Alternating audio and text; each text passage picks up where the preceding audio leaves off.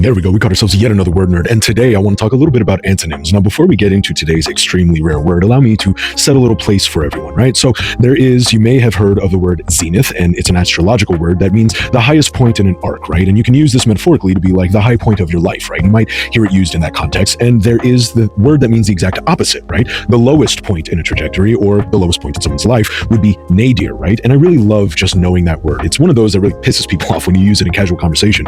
And if you're like me, you actually enjoy doing so. So here's another word that'll piss people off in casual conversation. Now, you may have heard of serendipity, right? Accidentally discovering something fortunate, right? Or something awesome and fun, right? Just by a whim, on a whimsy, you discover this really cool thing. Well, coming from our friend and Scottish novelist William Boyd, excuse me while I check just to make sure that that is his name and that I'm about to pronounce this correctly, Zemblanity, you pick. It'll be up to you. The exact opposite of serendipity, when you accidentally discover something that sucks, all right?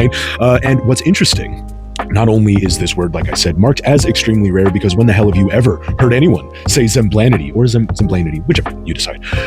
Apparently, serendipity does not come from a Latin root word. It is derived from a word to describe Sri Lanka. The man who created serendipity was referencing Sri Lanka as a very beautiful place. Therefore, that is how he got the word serendipity. And William Boyd was actually aware of that fact when he was creating his word, again, the exact antonym of serendipity, Zemblanity, and he decided to choose a Russian archipelago called Nova Zembla. And he chose this area specifically because it was a barren former nuclear testing ground in the middle of the icy Arctic Ocean.